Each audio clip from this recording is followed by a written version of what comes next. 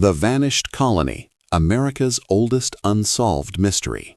The Atlantic was not merely a body of water, it was a living, breathing beast that had swallowed the horizon for weeks. To John White, standing at the precipice of the Lion's forecastle, the ocean appeared as a shifting canvas of indigo and charcoal, hammered by the relentless will of the wind. The year was 1587, and the air was thick with the scent of salt, tar, and the sour, confined odor of over 100 souls packed into the wooden belly of the ship. They were not soldiers, not primarily. They were families. Men with calloused hands, women with eyes wide with a mixture of terror and prayer, and children who had forgotten the feeling of solid earth beneath their feet. White squinted against the salt spray, his eyes, trained to observe the minutiae of light and shadow, scanning the western line where the sky met the sea. He was a man of ink and watercolor, a chronicler of the new, but now he wore the heavy mantle of governor. It was a robe that fit him uneasily, scratching at his conscience as the wooden hull groaned beneath him. The promise of the New World, that fabled Virginia, hung before them like a mirage. It was to be their Eden, a place where the social stratifications of England could be loosened, where a man could carve a legacy out of the virgin timber. But as the coast finally materialized from the haze, it did not look like a gentle garden. It looked primal. A dark ribbon of forest, dense and impenetrable, rising from the white foam of the breakers. The sky above it was a bruised purple, swollen with humidity and unshed rain. This was Roanoke. The name itself tasted strange on the tongue, a loan from a language they barely understood, belonging to a people whose silence was as unnerving as their war cries. Eleanor Dare, John's daughter, stood beside him. Her hand rested on the swell of her abdomen, a gesture of protection that had become constant in the last month of the voyage. She was heavy with child, her face pale, the skin stretched tight over her cheekbones. The Atlantic passage had taken its toll, stripping the softness from her, leaving a woman made of gristle and resolve. "Is it real this time, Father?" she asked, her voice barely rising above the hiss of the waves. White looked at her, seeing the reflection of his own anxieties in her eyes. "It is real, Eleanor," he replied, his voice rough. "The city of Raleigh, our home." He pointed a trembling finger toward the landmass. "There, beyond the barrier islands. The soil is rich, they say, black as night and ready for seed." Ananias Dare, Eleanor's husband, joined them, stepping out from the shadows of the rigging. He was a bricklayer and a tiler, a man of practical skills who looked at the coastline not with an artist's wonder, but with a builder's critical eye. "Trees," Ananias grunted, "enough timber to build London twice over. But we cannot eat wood, John. We need clearings. We need the fort." The mention of the fort brought a silence between them. They were not the first. Ralph Lane's colony had been here before, a military venture that had collapsed under the weight of hunger and conflict with the CROATOAN. They were sailing into a graveyard, hoping to plant a garden. The landing was a chaotic ballet of desperation and discipline. The longboats were lowered, the wood screaming against the ropes.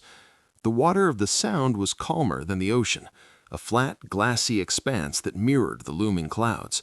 As the keel of the first boat scraped against the sand, a collective exhale went through the group. They spilled onto the beach, some falling to their knees to kiss the wet grit, others staggering as their sea legs betrayed them. White remained standing, his sketchbook already tucked under his arm, his eyes devouring the scene. The light here was different, harsher, more vertical than the soft diffusion of England. It cut through the canopy in shafts, illuminating floating dust motes and insects of grotesque size. The heat was a physical weight, a wet blanket that wrapped around their lungs. It smelled of rotting vegetation, sweet flowers, and damp earth. It was a sensory overload, a cacophony of the alien. They marched inland, toward the site of the old settlement. The path was overgrown, nature having aggressively reclaimed what was briefly taken. Ferns the size of wagon wheels brushed against their waists. When they reached the site of Lane's fort, the mood shifted from exhaustion to dread. The fort was a skeleton. The palisades were broken, overgrown with vines that looked like strangling fingers. The houses were roofless husks, their wattle and daub walls dissolved by the rains. "We rebuild," White commanded, his voice projecting a confidence he did not feel. "Clear the vines, check the foundations. Ananias, organize the timber teams. We need shelter before the sky opens." The work began immediately, a frantic race against the setting sun. The sounds of English industry, the chop of axes, the saw's rhythm, the shouting of orders echoed through the ancient woods, sounding small and insignificant against the vastness of the continent. But beneath the noise there was fear. They found bones. Not many, but enough. The bleached remains of a deer, and near the tree line something that looked uncomfortably human, half buried in the loam. They spoke little of the previous tenants. The mystery of their failure hung over the camp like the Spanish moss draping the oaks. Days turned into weeks, a blur of blistering heat and back-breaking labor. The relationship with the land was adversarial. The soil was indeed rich, but it was knotted with roots.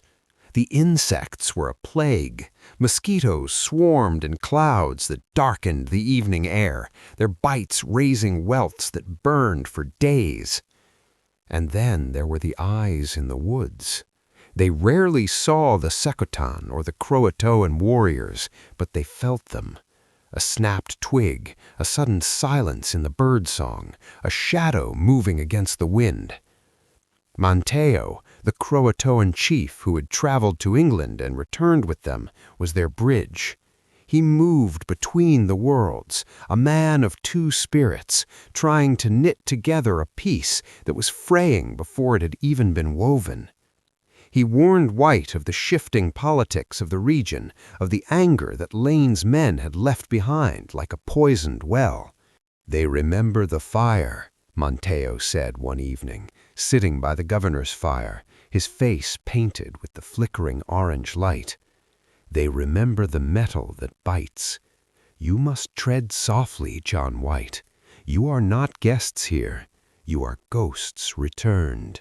The tension broke with blood. George Howe, a crab catcher, strayed too far from the settlement, seduced by the solitude of the lagoon. They found him later, face down in the water, pierced by arrows. It was a message. The wilderness was not empty, it was occupied, and it was hostile. Fear rippled through the colony, threatening to curdle into mutiny. But then life asserted itself against death.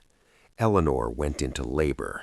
It was August, the air so humid it felt like breathing water. The makeshift cottage Ananias had built was stifling. John White paced outside, the artist useless in the face of this primal creation.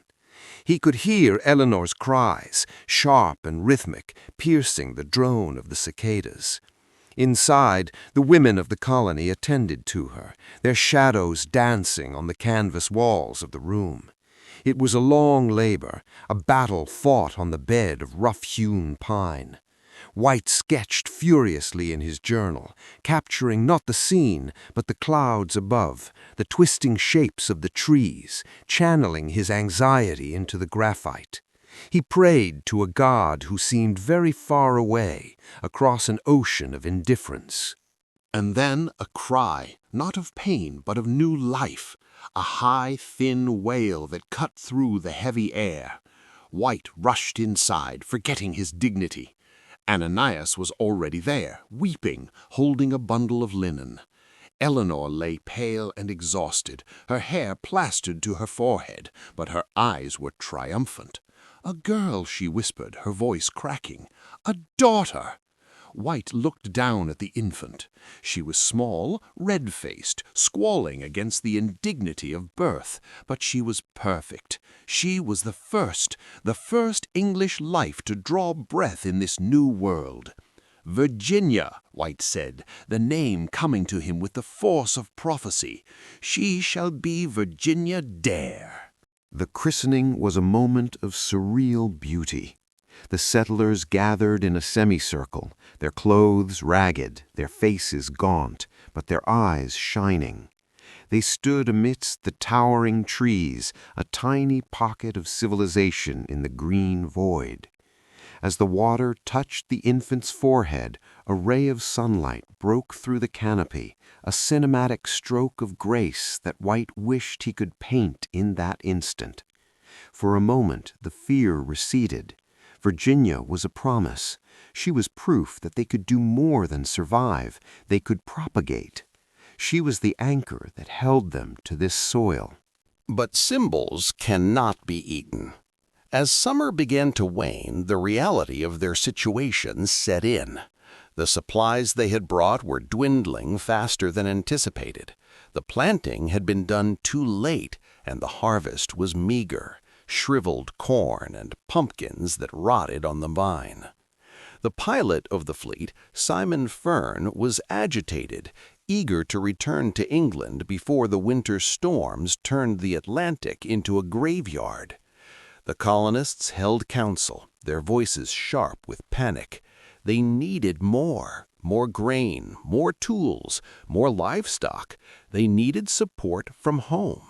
"You must go," Ananias said to White one evening, the firelight casting deep hollows in his face. "They will listen to you. You are the governor. If you stay, we all starve. If you go, you can return by spring with relief." White resisted. To leave was to abandon his daughter, his grandchild, his people. It felt like cowardice.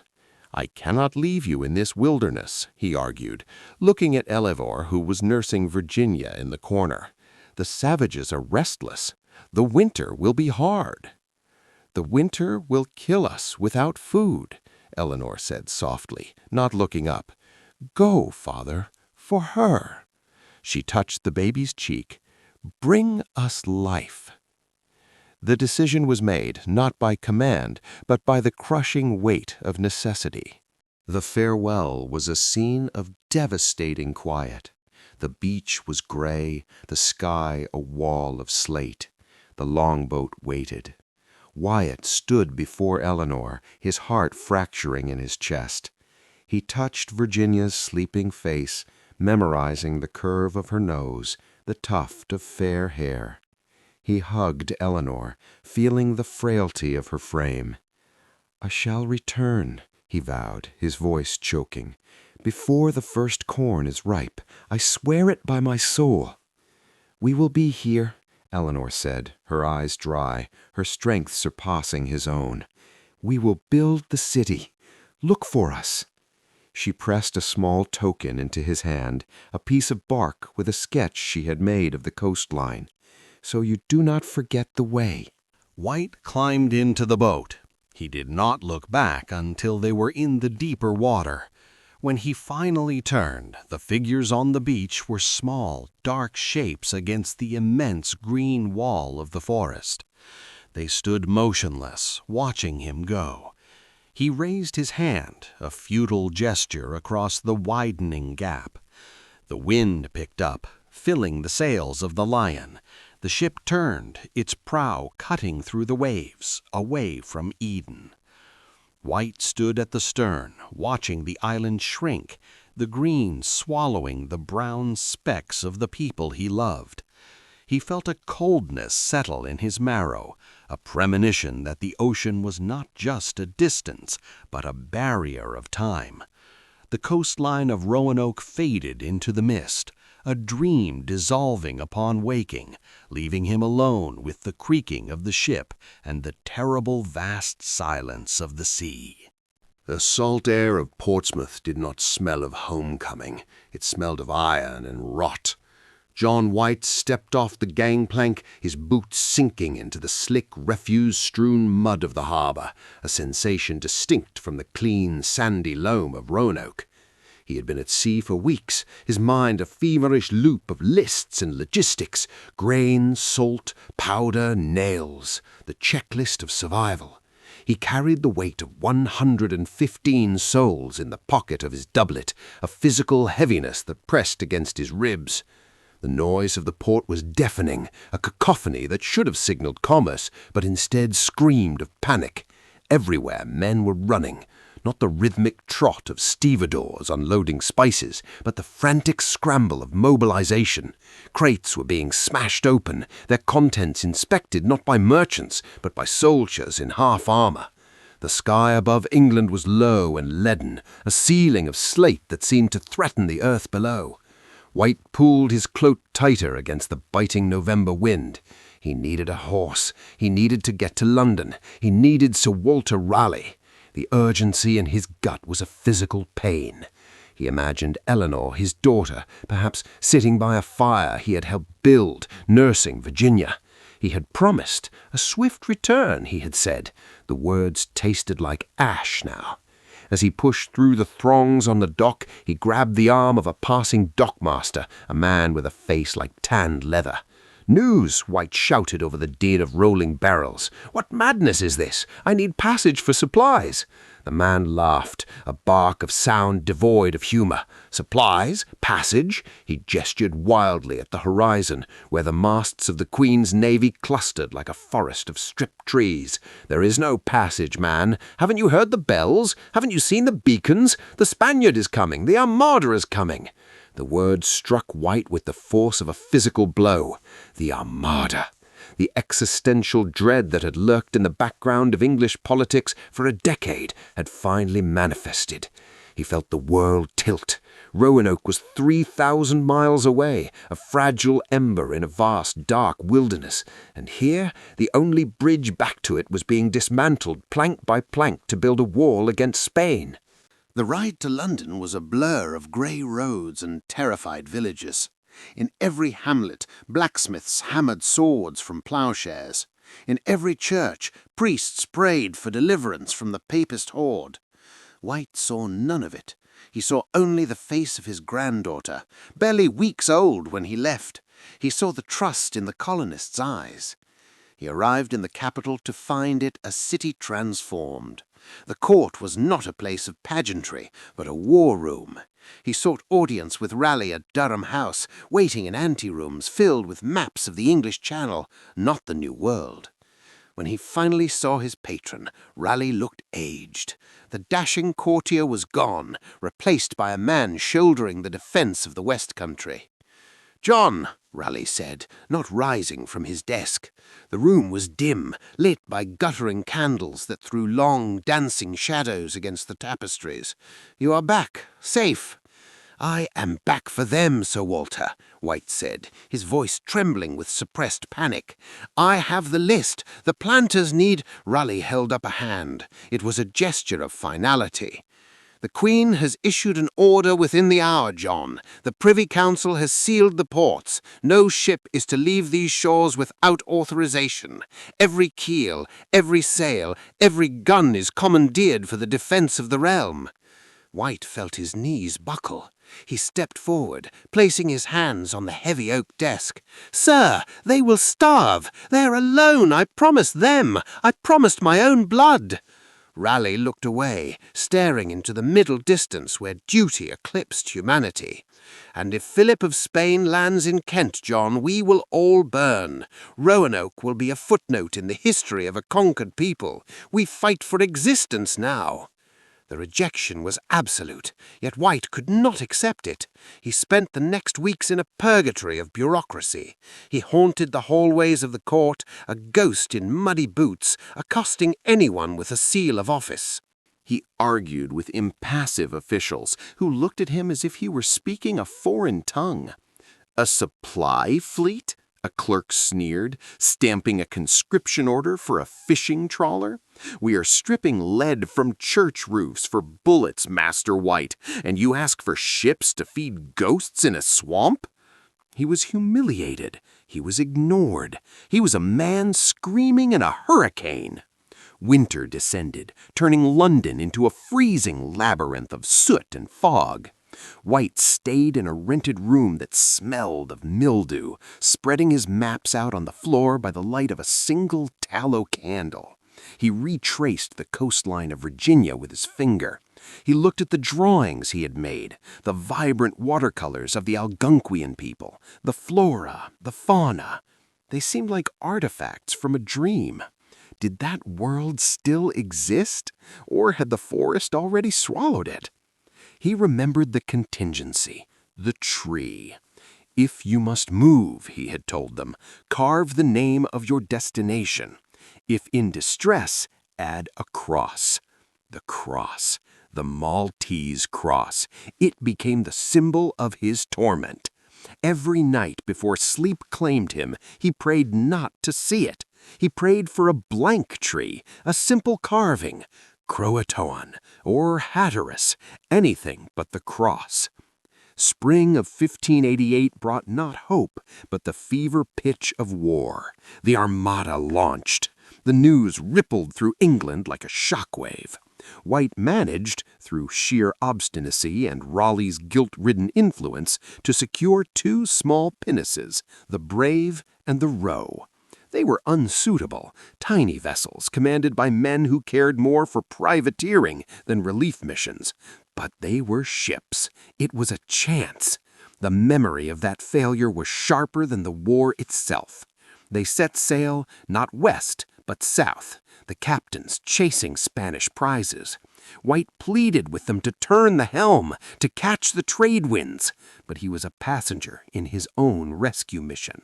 They were attacked by French pirates. White was wounded, struck in the thigh, but the deeper wound was watching the supplies, the biscuits, the seeds, the armor intended for Roanoke being looted by jeering Frenchmen. They limped back to England, broken. The year 1588 ended not with a reunion, but with White recovering in a cold house while the English Channel burned. He watched the bonfires celebrating the defeat of the Armada, but felt no joy. The victory of England was the death knell of his timeline. The ships were safe, the Queen was safe, but the season for sailing was gone. Another winter, another year of silence. 1589 was a blur of stagnation. The war dragged on. Privateers roamed the seas, but no colonization fleets were authorized. White became a fixture in the periphery of Raleigh's circle, a living reminder of a failed venture. He aged a decade in those months. His beard went white. His eyes, once bright with the curiosity of an artist, grew hollow and haunted. He began to hallucinate in the twilight. He would see Eleanor standing in the corner of the room, holding Virginia. He would hear the rustle of the wind in the live oaks. He reread his journal until the ink faded. He memorized the faces he had drawn until the paper faces were more real to him than the people of London. He walked the cliffs of Cornwall, looking west. The Atlantic was a grey, churning wall. Somewhere beyond it, time was moving differently. Was Virginia walking? Was she speaking? Did she know his name? Or was she— He could not finish the thought. The silence was a heavy blanket that suffocated him. He wrote letters that were never sent. "My dearest daughter, the world has conspired against us. Kings and queens play chess with wooden ships, and you are the pawns they have forgotten." He negotiated with merchants who wanted exorbitant fees. He tried to organize illegal crossings. Every avenue was a dead end, blocked by the Queen's embargo or the lack of funds. Raleigh had lost favor. His influence was waning. White was alone. Finally, in the spring of 1590, the embargo lifted slightly. A window opened. Not a fleet, not a grand expedition, but a passage, a seat on a privateer acting as a transport. It was a humiliation, a scrap thrown to a starving dog, but White took it. He packed his sea chest with trembling hands. He was 3 years late. 3 years. A child could learn to speak, to run, to forget in 3 years. A colony could starve or freeze or burn in 3 years. As he stood on the dock at Plymouth once more, the irony was bitter. The same gray sky, the same smell of tar. But the man who boarded the ship was not the optimistic governor who had left. He was a man haunted by a promise unkept. He touched the wood of the rail. It was cold. He looked at the horizon. He did not pray for success anymore. He prayed for absolution. He prayed that the tree would be bare of the cross. The anchor was weighed. The ship turned its prow toward the setting sun. England receded, a fortress of stone and bureaucracy that had held him prisoner. Ahead lay the ocean and the answer to the question that had tormented him for 1,000 nights. The promise was broken. Now he only hoped the bond of blood was strong enough to survive the betrayal of time. The year of our Lord, 1590. August had settled over the Atlantic, not with the warmth of summer, but with a humid, suffocating weight that pressed against the lungs and the spirit alike. 3 years. 3 years of ocean, of war with Spain, of political maneuvering, of endless, agonizing waiting. John White stood at the railing of the Hopewell, his knuckles white against the salt-scoured wood, staring into the western horizon until his eyes burned and watered. The ocean was a vast, indifferent beast, rolling in endless shades of slate and bruised purple, hiding the land that held his heart. He was no longer the man who had left the city of Raleigh in 1587. That man had been a governor, a grandfather filled with the nervous optimism of a new beginning. The man who stood on the deck now was a ghost in his own life, hollowed out by the relentless gnawing of uncertainty. Every night for 1,000 nights he had seen her face, Eleanor, his daughter, and the small, fragile bundle that was Virginia, the first English child born on this wild soil. He heard their voices in the creak of the rigging. He saw their silhouettes in the shifting fog. Had they survived the starving times? Had the savages shown them mercy or the edge of a blade? The questions were rats in the hull of his mind, scratching, never silent. The call came from the crow's nest, a ragged shout that shattered the rhythmic monotony of the waves. "Land! Land ho!" The cry sent a jolt of electricity through the crew, a sudden frantic energy that pulled men from their stupors. White moved to the bow, his heart hammering a frantic rhythm against his ribs. There, emerging from the mist like a dark stain upon the water, was the barrier island, Hatteras, and beyond it, Roanoke. But it was not the land itself that stopped the breath in his throat. It was what rose above it, a column of smoke. Thick, black, billowing smoke spiraling up into the gray sky, a jagged scar against the clouds. White gripped the rail, his fingernails digging into the wood. Smoke meant fire. Fire meant people. "They are there," he whispered, the words trembling on his cracked lips. "Merciful God, they are there." The relief was so sharp it felt like a physical blow, buckling his knees. He imagined the signal fires they had agreed upon, the great blazes to guide him home. They were waiting. They were alive. But the sea, jealous and cruel, would not yield them easily. The approach to the inlet was a treacherous dance with death. The tide was running hard, clashing with the wind, churning the surf into a boiling cauldron of foam and sand. White watched with mounting horror as the first boat, commanded by Captain Spicer, attempted to navigate the breach. The ocean reared up, a towering wall of green water, and smashed the boat as if it were a toy of balsa wood. Wood splintered with a sickening crunch. Men screamed, their voices swallowed instantly by the roar of the surf. White watched, helpless, as heavy armor dragged good men down into the swirling darkness. Captain Spicer, a man of courage and skill, was gone in a heartbeat, claimed by the treacherous shoals. 6 lives extinguished within sight of the salvation they sought. The tragedy cast a pall over the expedition, a heavy, suffocating shroud of grief that dampened the earlier euphoria.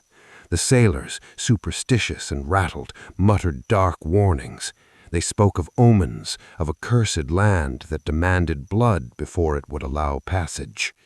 White, though grief-stricken, could not allow the delay to become a retreat. He urged them on, his desperation a tangible force pushing against their fear. "We must go," he pleaded, his voice cracking. "They are waiting for us. The smoke! You saw the smoke!" It was not until the next day that the surf relented enough to allow the remaining boats to cross the bar. The sun was low in the sky, casting long, distorted shadows across the dunes as the landing party finally set foot on Roanoke Island. The sand was cool under their boots, the air thick with the scent of pine resin, salt, and decaying kelp. But something was wrong. The smoke they had seen, the beacon of hope that had driven them through the surf, was gone. In its place was the acrid smell of charred wood and smoldering underbrush. They marched inland, weapons drawn, eyes scanning the dense tree line for movement. White led the way, his sword heavy in his hand, his breath coming in short, ragged gasps. He expected a sentry, a shout of recognition, the joyful weeping of a reunion. He prepared his face for the tears of his daughter. But there was only the wind. As they breached the tree line and approached the site of the settlement, the silence grew heavier, a physical weight that pressed against their eardrums. It was not the silence of peace, it was the silence of absence. The forest, usually alive with the chitter of squirrels and the call of birds, seemed to hold its breath. White ordered the trumpeter to sound a call. The brass notes rang out, bright and jarring, slicing through the humid air. They played familiar English tunes, songs that should have brought running feet and happy cries. They shouted, their voices raw and desperate. "Eleanor, Ananias, it is I, John, we have returned." The names hung in the air for a moment before fading into the uncaring woods. No answer, no answering shot, no shout, only the rustle of the wind in the live oaks and the distant rhythmic shushing of the sea. They broke through the final barrier of trees and stepped into the clearing where the city of Raleigh had stood. White stopped dead, his mind struggling to comprehend the scene before him. It was a ghost town. But it was not a scene of slaughter. There were no charred bodies, no scattered bones, no pools of dried blood. The cottages he had helped build, the thatched roofs, the wattle and daub walls, they were gone, taken down, dismantled. The site had been meticulously cleared. It was as if the settlement had simply evaporated or been packed away into the earth itself. The only structure remaining was a high palisade of great wooden stakes encircling the area like a fortress. It was a defensive wall, built strong and tall, suggesting they had time to prepare, time to work. This was not the chaotic aftermath of a sudden dawn raid. This was a deliberate, calculated departure. White walked forward, moving like a sleepwalker. He stepped into the footprint of what had been his own home. He knelt, touching the bare earth where the hearth had been. The ground was cold. Grass had begun to reclaim the dirt floor. He looked around wildly, panic rising in his chest like bile. "Where are they?" he whispered. "Where have you gone?" The men fanned out, searching the perimeter. They found iron bars, heavy pegs of lead, and iron fowling pieces scattered in the tall grass, overgrown and rusting red with oxidation. These were heavy items, too burdensome to carry a long journey. Their abandonment spoke of a desperate need for speed or a journey where weight was the enemy. Then a shout from the edge of the clearing. "Governor, here! Look here!" White scrambled to his feet and ran toward the voice. A group of sailors were gathered around a large tree near the entrance of the palisade. One of the men stepped aside, revealing the bark. The tree had been stripped of a patch of bark, revealing the pale wood beneath. Carved into the living timber were 3 letters, crude but distinct: C-R-O. White stared at them, his mind racing. C-R-O. CROATOAN. The island to the south, the home of Manteo, their friend, the baptized savage who had pledged loyalty to the queen. Was it a sign? A destination? He turned to the main entrance of the palisade. There, on one of the main posts to the right side of the entrance, the bark had been peeled away in a long strip. Carved deep into the wood in capital letters was the single word, CROATOAN. White ran his fingers over the carvings. The sap had dried. The cuts were not fresh, but they were not ancient. He fell to his knees before the post, scanning the wood frantically, his eyes searching for the one thing he prayed not to see. Before he left 3 years ago, he had given them a secret token. He had told them, if you must leave this place in distress, if you were forced out by danger or violence, carve a cross over the letters, a Maltese cross. He traced the wood above the word. He traced the wood below it. He looked at the surrounding trees. There was no cross, no sign of distress, just the word, CROATOAN. A strange, confusing mixture of emotions flooded White's chest. Relief? They had gone to Manteo. They had gone to friends. They were not slaughtered here. But with the relief came a crushing dread. CROATOAN was miles away, across dangerous waters. And why had they left the heavy weapons? Why had they dismantled the houses so thoroughly? And where were the boats? The silence of the clearing seemed to mock him. The word on the tree stood as a riddle, a final message from a vanished people. The men continued to search. Near the edge of the bank, they found signs of disturbed earth. They dug, their spades hitting wood. Chests, buried chests. White's heart leaped. They had hidden their valuables. Perhaps they planned to return. But as the sailors pried open the lids, White let out a cry of despair. The chests had been dug up previously, likely by savages, and then left open to the elements. His own trunks were among them. His books were torn from their covers, the pages swollen and rotting with damp.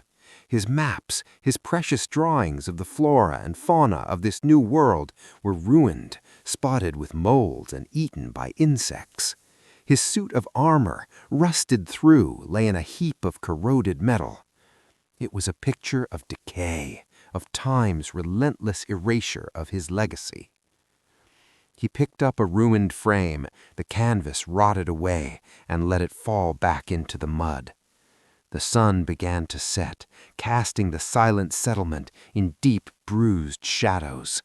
The wind picked up, whistling through the gaps in the palisade, sounding like the whispers of the lost.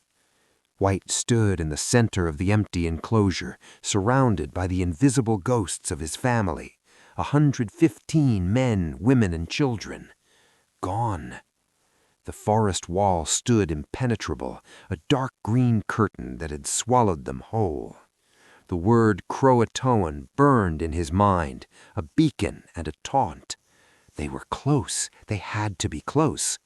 But the sky was turning black, and the wind was shifting, bringing with it the smell of a storm. The captain of the Hopewell was calling for them to return to the boats. The anchorage was unsafe. They could not stay. White took one last look at the carving. He touched the letters again, as if by sheer will he could make the wood speak and tell him the story of the last 3 years. "I will find you," he whispered to the darkening trees. "I will not leave you to this silence." But as he turned to walk back to the shore, the weight of the years, the failure, and the terrifying unknown pressed down on him, heavier than the rusted armor in the mud. The settlement was not dead, but it was not alive. It was suspended in a terrifying limbo, a mystery carved into a tree, leaving John White alone in the gathering dark, with only the sound of the ocean to answer his prayers. The wood was rough under his fingertips, the grain raised by 3 years of salt air and neglect. John White traced the letters, feeling them as much as seeing them. CROATOAN. The carving was bold, deliberate. There was no haste in these strokes, no jagged edges of panic. It stood upon the palisade post like a decree from God, silence made manifest in oak. He stepped back, the breath rushing into his lungs in a jagged gasp, realizing only then that he had been holding it since the moment his boots touched the sandy soil of Roanoke. There was no Maltese cross, no sign of distress. The pact, made 3 years prior in the whispered confidences between a governor and his people, had been honored. They had not fled into the wilderness blindly. They had moved with purpose. CROATOAN, White whispered, the word tasting of salvation. It was not a random collection of sounds. It was a place, a specific coordinate in the geography of his heart. Monteo. The name summoned the image of the stoic Croatoan lord, the man who had been baptized into their faith, the man who had been their bridge to this wild new world. CROATOAN Island lay 50 miles to the south, a mere day's sail with a fair wind. It was the home of allies. It was a sanctuary. The silence of the abandoned settlement, which moments before had screamed of massacre and starvation, now sang a different tune. It sang of strategy. It sang of survival. His daughter, Eleanor, his granddaughter, Virginia. They were not ghosts haunting this overgrown fortress. They were guests at Monteo's fires, perhaps looking north at this very moment, waiting for the sails of the Hopewell to break the horizon. The relief was so profound it nearly buckled his knees. He turned to Captain Spicer, his eyes bright with a fervor that had been absent for months. "They are safe," White declared, his voice cracking with emotion. "Do you see? No cross. They have gone to Monteo. They are waiting for us." The captain, a man of hard pragmatism and weary of this cursed voyage, looked at the carving and then at the sky. He nodded slowly. The evidence was irrefutable even to a cynic. The lack of bodies, the buried chests, though looted by savages, they suggested a planned departure, not a slaughter. 50 miles, Spicer muttered, gauging the wind. "The shoals are treacherous there, Governor, but if the wind holds, we can make the coast by tomorrow evening." White felt a surge of energy that belied his age. He moved among the sailors, men who had grumbled and cursed the search for dead colonists only hours before. He showed them the carving. He spun a tale of the welcome that awaited them, fresh water, venison, the hospitality of the Croatoan tribe. He painted a picture of gold and gratitude, igniting a spark of greed where charity had failed. The men, sensing the end of their ordeal and the promise of reward, rallied. The longboats were loaded with a renewed vigor. The heavy casks of fresh water drawn from the island's wells were hoisted aboard with shanties sung in low, hopeful octaves. As the sun began to dip, painting the sky in strokes of bruised purple and burnt orange, White stood at the stern of the boat, looking south. He could almost feel the warmth of Virginia Dare in his arms. The nightmare was over. The search was concluding. He was a grandfather coming home. But the Outer Banks are not a place where hope is left unguarded. It is a land of deception, where the sea and the sky are locked in an eternal, violent lover's quarrel. As the fleet weighed anchor, shifting their position to prepare for the southern journey, the air grew heavy. It was a subtle shift at first, a stillness that pressed against the eardrums, a metallic taste of ozone on the tongue. "We must make for the open sea," the captain shouted, locking eyes with White. There was no apology in his gaze, only the cold calculus of survival. White wanted to scream, to draw his sword, to force them to drop another anchor, to die trying to reach his family. But he looked at the terrified faces of the sailors, boys, some of them, clutching rosaries and weeping. He looked at the black wall of water, threatening to smash the hull against the invisible sands of the coast. He nodded, a sharp, jerky motion of defeat. The ship turned. It was a maneuver of agony, the hull groaning as it was broadsided by the gale before catching the wind. They fled into the blackness of the Atlantic, putting mile after mile of churning water between themselves and the people they had come to save. For hours the storm raged. White did not sleep. He stood below decks, the water sloshing around his ankles, praying. He prayed to a God who seemed to have turned his face away. He visualized Eleanor huddling in a wigwam on CROATOAN, the same storm tearing at the thatched roof, wondering why her father did not come. When the dawn finally broke, it brought no warmth. The sky was a bruise of gray and slate. The sea was still high, rolling in confused, angry swells. The wind had lessened, but shifted, blowing hard from the west, directly against any return. The fleet was scattered. They were battered, leaking, and exhausted. Provisions were ruined. The fresh water casks they had filled with such hope were smashed or tainted with brine. The council of war on the quarterdeck was brief and brutal. The master, the boatswain, and Captain Spicer stood in a tight circle. Their faces were gaunt, their eyes hollow. "We have lost the best anchor," Spicer said, his voice raspy. "The food is wet. The men are near mutiny. We cannot navigate the shoals of CROATOAN in this condition, not with this wind. It would be a death sentence for all hands." "It is but 50 miles, White pleaded, his voice sounding thin and pathetic even to his own ears. "We're so close. Montalb is there. They have food. They can help us refit. We cannot leave them now." "Look at the sea, Governor." Spicer gestured to the heaving gray waste. "The season has turned. This was the first storm. There will be more. If we stay, we starve or we drown. And we will not save your colony by adding our corpses to the pile." "We can wait for the wind to change," White begged, gripping the captain's sleeve. "A day, 2 days." "We have no water," the master interjected, spitting on the deck. "And the men will not sail west again. They say the land is cursed. They say the devil lives in those woods." The silence that followed was heavy with the weight of finality. The decision had been made before the words were spoken. The survival of the ship outweighed the potential survival of the lost. The logic was ironclad, unassailable, and utterly cruel. "We make for England," Spicer said, turning his back. "Set the course east-northeast." "No," White whispered, but the orders were already being shouted. The sailors, hearing the destination, moved with a sudden desperate energy. England, home, safety. John White walked to the stern rail. The ship began to heel over as the sails caught the westerly wind, the very wind that pushed them away from America. He gripped the wet wood until his knuckles turned white.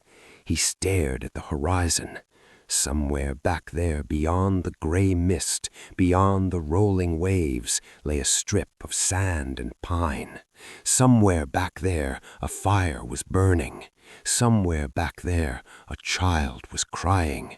The coastline had long since vanished, swallowed by the curve of the earth and the haze of the storm, but White continued to watch. He watched until his eyes burned from the salt spray. He watched until the sun, a pale disk behind the clouds, began to set on the first day of his return journey. He was leaving them. He was abandoning them to the vastness of the continent, to the mercy of the tribes, to the silence of history. The letters on the post, CROATOAN, burned in his mind's eye. It was not a mystery to him. It was an address he could not reach. A sob, ragged and ugly, tore from his throat. He sank to his knees on the wet deck, surrounded by the indifference of the ocean. The hope that had ignited his heart only yesterday was now a pile of cold ash. The sea rolled on, endless and uncaring, separating the grandfather from the child, the past from the future, the known from the lost. The wake of the ship churned white, a scar on the water that pointed back to where he should be, a scar that the ocean was already busy healing, erasing his path, erasing his presence, erasing everything. The silence that descended upon Roanoke Island following John White's departure in 1587 and his heartbroken retreat in 1590 was not merely an absence of noise, it was a heavy, suffocating blanket of history pausing to hold its breath. When the sails of the Hopewell finally dipped below the horizon, taking with them the last tether to the known world, the 115 souls left behind ceased to be English subjects in the eyes of the bureaucratic world and began their transmutation into myth. They did not simply vanish into thin air as the lazy retellings of ghost stories would suggest. Instead, they stepped off the edge of the map and into the dense, breathing reality of the American wilderness. The subsequent centuries have turned their fate into a parlor game of speculation, a riddle written in sand and blood. But for the colonists themselves, the days following their abandonment were defined by a singular, piercing question: how do we survive? The answer to this question fractured into several possibilities, giving rise to the enduring theories that haunt historians to this day. Of these, the assimilation theory stands as the most poignant, the most hopeful, and perhaps the most grounded in the scant evidence left behind. It is a narrative not of slaughter, but of metamorphosis. It posits that the English, realizing the futility of waiting for a relief fleet that was thwarted by Spanish armadas and Atlantic storms, made a pragmatic decision to dismantle their lives and move south. The carving of CROATOAN on the palisade post was not a cryptic tombstone, but a signpost, a clear, agreed-upon message left for White, indicating their destination, the island of the friendly Hatteras tribe, home to Manteo, their interpreter and ally. Manteo, who had traveled to London, who had broken bread with the English, and he knew that without aid, these soft-handed strangers would perish in the harsh Carolina winter. The assimilation theory suggests a migration of desperation that turned into integration. Imagine the caravan of colonists stripping the settlement of anything useful, nails, tools, weapons, and burying the heavy cannons that would only slow them down. They would have moved under the canopy of live oaks and pines, guided by Manteo's kin, traversing the shallow sounds to Hatteras Island. There, the rigid social structures of Elizabethan England would have begun to dissolve. The velvet doublets and stiff ruffs, useless in the humidity and underbrush, would have been discarded for deerskin and woven fibers. The distinctions between gentleman and commoner would have evaporated when faced with the necessity of spearing fish in the Sound or harvesting corn. This theory finds its most tantalizing corroboration more than a century later in the writings of John Lawson. In 1709, Lawson, a keen observer and explorer, ventured into the interior of the Carolinas. In his accounts, he detailed encounters with the Hatteras Indians, a tribe that stood apart from their neighbors. Lawson noted with astonishment that many of the Hatteras possessed physical traits that were utterly anomalous for Native Americans of the region. Gray eyes. In a world of dark irises, the presence of gray eyes was a genetic beacon, a biological echo of a forgotten crossing. Lawson wrote, "These tell us that several of their ancestors were white people and could talk in a book as we do, the truth of which is confirmed by gray eyes being found frequently amongst these Indians and no others." This observation is the cornerstone of the assimilation theory. According to Smith's report, Powhatan displayed English tools and weapons as trophies, claiming he had wiped out the people who had been living with the Chesapeacan tribe. This theory suggests that the colonists, perhaps having split up or moved north rather than south to Croatoan, were caught in the crossfire of indigenous power struggles, annihilated to consolidate Powhatan's dominance before the Jamestown settlers ever arrived. Yet an even more formidable specter loomed from the south, the Spanish Empire. In 1587, the Atlantic was a Spanish lake. The Anglo-Spanish War was at its height, and King Philip II viewed the North American coast as his divine inheritance.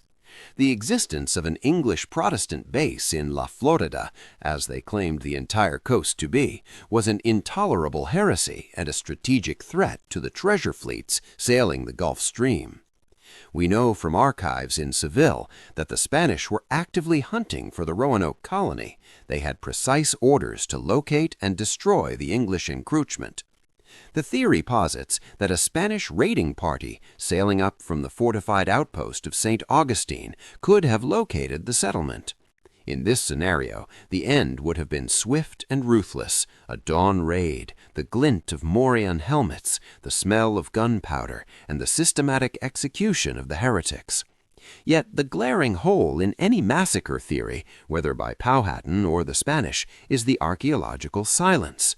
A massacre leaves scars on the land. It leaves mass graves, shattered bones, spent munitions, and layers of ash from burnt structures. White found none of this. He found a settlement that had been dismantled, not destroyed. The houses were taken down, not burned. The goods were removed, not looted. The CROATOAN carving was executed with care, not in the frantic scrawl of a dying man. This lack of forensic violence steers the mind back to the sea. The lost at sea theory argues that the colonists, driven mad by the isolation and the failure of supplies, attempted to construct a vessel to return to England. It is a desperate image, a ragtag fleet of small, unseaworthy boats casting off into the treacherous currents of the Atlantic, only to be swallowed by the ocean that had been their prison. Or perhaps they succumbed to the invisible assassin, disease. The New World was a biological cauldron. While history focuses on the devastating plagues the Europeans brought to the Americas, the colonists were also vulnerable to new pathogens, or simply the ravages of malnutrition and dysentery. A drought theory has gained traction in recent years, based on dendrochronology, tree ring study. Analysis of ancient cypress trees in the region reveals that the years 1587 to 1589 were the driest in 8 centuries. The lost colony arrived during the worst drought in a millennium. Crops would have failed, fresh water sources would have turned brackish. In this version of events, the colonists didn't vanish due to a single dramatic event, but slowly withered away, their social cohesion crumbling as thirst and starvation set in, forcing them to scatter into the woods in small family groups, dying alone in the undergrowth, their bones dragged away by wolves, leaving no centralized grave to be found. Each of these theories serves as a different lens through which to view the tragedy. The assimilation theory appeals to our desire for survival and unity. The massacre theory speaks to the brutality of the era and the clash of civilizations. The drought theory reminds us of our frailty against nature. But in the end, the fate of the Roanoke colonists remains suspended in a state of historical limbo. They are the ghosts of the American narrative, the first attempt that failed so that others could succeed. They exist in the gray eyes of a stranger in a 1709 journal, in the tree rings of an ancient cypress, and in the rough carving on a post that has long since rotted away. The earth remembers what history forgets. While the pages of books rot and ink fades, the soil preserves the truth in strata of clay, sand, and loam. It is the 21st century, and the mystery of Roanoke is no longer confined to the whisperings of ghosts or the speculative scripts of plays. It has moved into the realm of hard science, where the dusty romance of the lost colony meets the sharp, uncompromising edge of a Marshalltown trowel. For over 400 years, the narrative was one of complete erasure, a vanishing act that left behind only the cryptic carving on a palisade post. But silence is not absence. The silence of Roanoke was merely a frequency we had not yet learned to hear. Now, 50 miles inland from the wind-swept desolation of the Outer Banks, in the humid, verdant heart of Bertie County, the ground is beginning to speak. The shift began not with a shovel, but with a light. In 2012, researchers at the British Museum turned their attention to the La Virginea Pars map, a watercolor document crafted by John White himself in 1585. For centuries, it had been admired for its artistry and geographical ambition, a primary source of the English perception of the New World. But it held a secret. Beneath a clumsy, seemingly innocuous patch of paper glued over the area where the Chowan and Roanoke rivers meet, modern imaging technology revealed a hidden symbol. It was a lozenge shape, a fort. It was a beacon drawn in invisible ink, waiting for the future to invent the eyes capable of seeing it. This was not the erratic scratching of a desperate man, but a planned destination. The First Colony Foundation, a coalition of archaeologists and historians dedicated to peeling back the layers of this American genesis, took this clue as a mandate. They turned their eyes away from the eroded shores of Roanoke Island, where the sea had long since claimed the physical remains of the 1585 settlement, and looked inland. They looked to Site X. Site X is not a fortress. It is not a city. It is a quiet patch of land near Salmon Creek, overlooking the Albemarle Sound. The geography here is different. It is sheltered. The harsh Atlantic winds are broken by miles of dense maritime forest. The soil is rich, capable of sustaining the kind of agriculture the English knew, yet wild enough to demand their adaptation. To the untrained eye, it is simply a forest floor, a mosaic of leaves and roots. To the archaeologists, it is a crime scene 4 centuries cold. The excavation is a slow, meditative process. It lacks the explosive drama of treasure hunting. There is no gold here, no silver chalices. The treasures of Site X are the scraps of survival, the detritus of daily life that proves existence more definitively than any monument. The visual landscape of the dig is a study in textures. The red clay of the subsoil contrasts with the dark organic humus of the top layers. The air is thick with humidity and the drone of cicadas, a sound that must have been maddeningly loud to Elizabethan ears accustomed to the quieter hum of English meadows. The light filters through the canopy in shafts of gold and green, illuminating the dust motes that dance in the disturbed air. In this cathedral of trees, the archaeologists work in grids, shaving the earth down centimeters at a time. It is a work of immense patience. Every bucket of dirt is sifted, every stone is examined, and then the breakthrough. It does not come with a shout, but with a sharp intake of breath. Resting in the sieve, washed clean of the encasing mud, is a shard of pottery. It is small, no larger than a thumb, but its significance is monumental. This is not the coiled, low-fired clay of the Native Americans who have lived here for millennia. This is wheel-thrown. It is glazed. And finally, the violence, or if not violence, the capability of it. A fragment of a flintlock mechanism, the snap hands. It is a piece of high technology for 1587. A distinct improvement over the matchlock muskets that required a lit fuse. This was a weapon of survival. But in the acidic soil, the iron has swollen and rusted, returning to the earth. It represents the failure of force. The gun would eventually run out of powder. The mechanism would jam. The English could not shoot their way to survival here. They had to negotiate. The presence of these English items commingled with Native American artifacts, Collington series pottery, arrowheads, food remains, paints a picture not of conquest but of integration. The story that emerges from Site X is one of fission. The 115 colonists did not march as a single legion into the sunset. The logistics of feeding such a group in the wilderness without the support of the supply ships would have been impossible. The city of Raleigh was a political entity, a legal fiction maintained by John White. The reality on the ground was a desperate diaspora. They split up. A group, perhaps the bulk of the labor force, likely went north to the Chesapeake, as was the original plan before the pilot Fernandez dumped them on Roanoke. Another group, perhaps the sick, the women and the children, or a faction that disagreed with the leadership, moved inland to the protection of the Roanoke tribe at Salmon Creek. Others may have indeed gone south to Croatoan to wait for White's return. Site X offers a glimpse into the life of the inland group. It was a life of profound adaptation. The visualization of this era requires a shift in the mind's eye.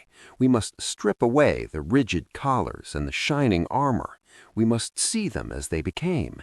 Imagine the smoke of a Roanoke village. The longhouses are built of saplings and bark. In the center of the communal fire, a pot is boiling. It is a native pot, round and hand-coiled, but stirring it is a hand that remembers the cool brick of a London hearth. The woman stirring the pot wears deerskin, tanned and soft, but at her waist, tied with a fraying cord of English wool, is a small pouch. Inside, she keeps a silver sixpence, a thimble, and a shard of green-glazed pottery, totems of a world that is becoming a dream. This is the emotional weight of the archaeology at Site X. It transforms the colonists from mythical figures on a list of names, Ananias Dare, Eleanor Dare, Manteo, into refugees. They were the first permanent English immigrants, but their permanence came at the cost of their distinction. They did not die out, they faded in. They married into the tribes that took them in. They learned to speak the Algonquian dialects. They learned to weave nets from marsh grass and to trap the herring that ran in silver rivers up the creek. The English DNA did not vanish. It was absorbed, woven into the double helix of a native population, a genetic ghost that would persist long after the last word of English was spoken in the village.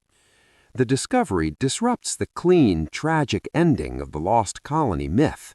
We prefer the mystery because it is safe. A disappearance is magical. It implies a rapture. Survival via assimilation is messy. It implies that the barriers between civilized and savage, categories so dear to the Elizabethan worldview, were porous. The artifacts at Site X suggest that when stripped of their ships and their forts, the English were just people, shivering in the winter, hungry in the spring, and willing to become something else to see another sunrise. The flintlock rusted because it was no longer needed. The alliance with the Roanoke provided better protection than a gun with no powder. The aglet fell into the dirt because the doublet was discarded for a mantle of fur. Modern archaeology, using magnetometry to see beneath the soil without breaking it, has revealed patterns of post holes that suggest a hybrid architecture. There are hints of structures that align with English building techniques but utilize native materials. It is the physical manifestation of a cultural hybridity. The first colony foundation's work is meticulous, stripping away the topsoil of myths to reveal the subsoil of reality. The map led them here, but the dirt told the story. The patch on John White's map was not a mistake. It was a concealment of a Plan B, a plan that became the only plan.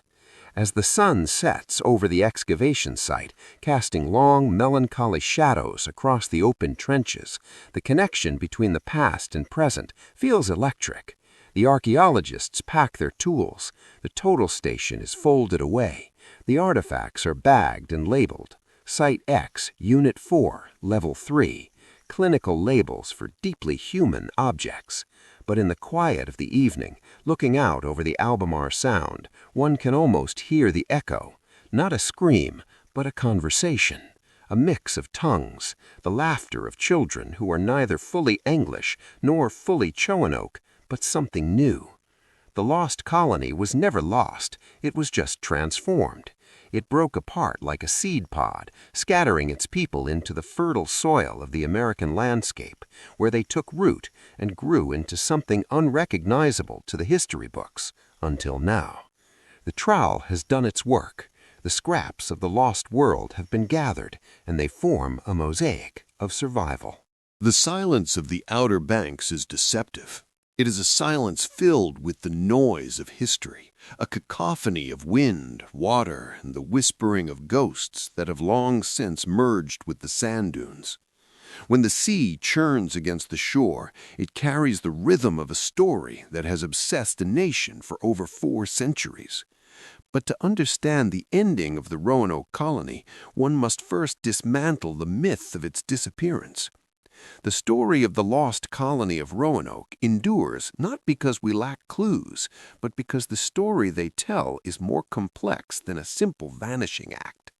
It is a story not of subtraction, but of addition, not of a void, but of a merger. It begins and ends with a piece of wood. August 18th, 1590. The date is etched into the timeline of American history as the moment of discovery. Yet it was truly a moment of confusion.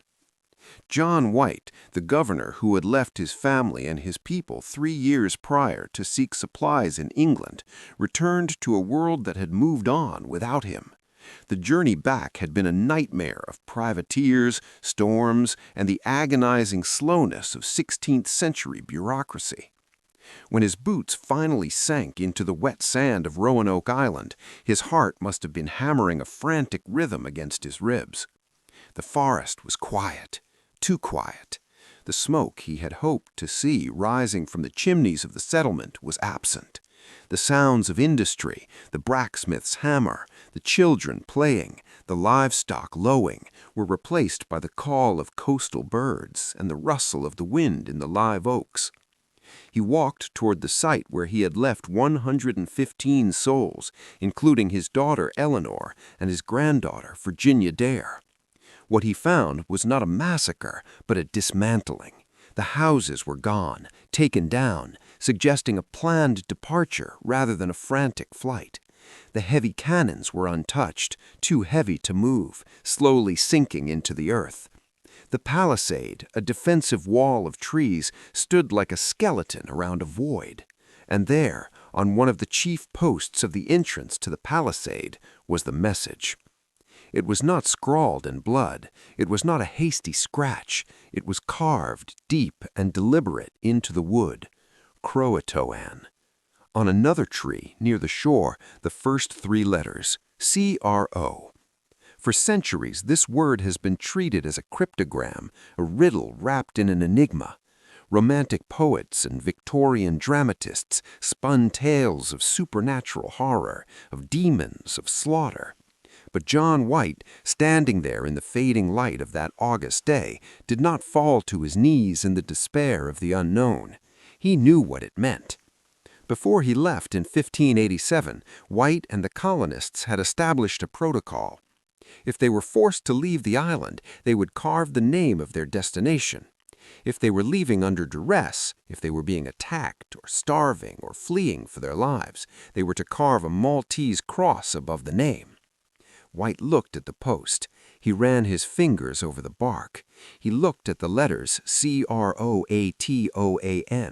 He looked above them. He looked below them. There was no cross. There was no sign of distress. The message was clear. A signpost from a community in transition. We have gone to live with the Croatoan people. The Croatoan were not strangers. They were the neighbors, the indigenous people living on the barrier island of Hatteras, led by Manteo, a Native American who had traveled to London, met the Queen, and returned as a baptized ally of the English. The carving was not a mystery. It was an itinerary. The tragedy of Roanoke is not that they were lost, but that White was unable to follow them. A hurricane was brewing in the Atlantic. The anchor cables of his ships snapped. Virginia Dare, the first English child born in the New World, did not grow up in a Tudor cottage. She likely grew up in a longhouse. She learned to grind corn in a hollowed log. She learned to read the wind and the water, not books. Her lullabies were not English folk songs, but the rhythmic chants of the Croatoan people. As she grew, her English memories, if she had any, would have faded, replaced by the reality of her life. She was no longer just English. She was something new. The distinct English identity dissolved, merging into the local cultures. This was not a failure of the colony, it was the ultimate success of human resilience. They survived by becoming part of the landscape. The lost colony did not die out, it bred in. The genetic legacy of the Roanoke colonists entered the bloodstream of the native tribes of North Carolina. For centuries, members of the Lumbee tribe and other indigenous groups in the region have carried oral traditions of ancestors who talked in a book and had gray eyes. Surnames common among the colonists, Dare, Cooper, Stevens, Sampson, appear in the tribal rolls of the 18th and 19th centuries. The Victorian obsession with racial purity and the tragic narrative of the vanished white civilization blinded historians to the obvious truth: people mix, people find each other. In the face of survival, boundaries of race and nation evaporate. The story of Roanoke is America's oldest cold case, but it is also a foundational myth about the fragility of new beginnings and the silent histories buried just beneath our feet. We look for a preserved English town, a Pompeii of the New World, frozen in time, but that town does not exist. Instead, the legacy is living. It is in the DNA of the people of Robeson County. It is in the archaeological layers of Bertie County. It is in the very name CROATOAN, which was never a curse, but a sanctuary. The final message on the post was not an ending, but the beginning of a new, unwritten chapter. Its words echo through centuries as a haunting reminder of a community that was not lost, but transformed. Visualizing this transformation requires a cinematic eye, a blend of the historical and the ethereal. We begin with a slow zoom-in on the CROATOAN carving. The grain of the wood is visible, the moss creeping into the grooves of the C and the R. The camera lingers, letting the texture of the past fill the screen. Then a dissolve. The bark smooths out, becoming the skin of a human face. We see a montage blending the faces of the 16th century colonists with the faces of modern archaeologists and Native Americans. A bearded Elizabethan man's face morphs into a modern researcher shifting soil. A native woman's profile aligns with that of a young colonist woman. The eyes remain the same, human, searching, resilient. We see hands holding border-wear pottery, then hands holding modern trowels, then hands holding a smartphone, bridging the temporal gap. The soundscape shifts from the ambient forest noise of 1590 to the digital hum of the 21st century, then settles into the timeless roar of the ocean. The final shot is of the quiet, wind-swept coast of the Outer Banks at sunset. The light is low and golden, casting long shadows across the dunes. The Esiotes bow in the wind. The ocean stretches out, vast and indifferent. The camera tracks backward, pulling away from the island, revealing the isolation and the beauty of the place. The text CROATOAN appears on screen, not as a carving, but as a whisper, fading into the sound of the waves. This is not a ghost story. It is a story of becoming. The colonists of Roanoke did not disappear into the ether. They walked into the woods, and they walked into us. They are the hidden ancestors, the silent partners in the creation of a new world.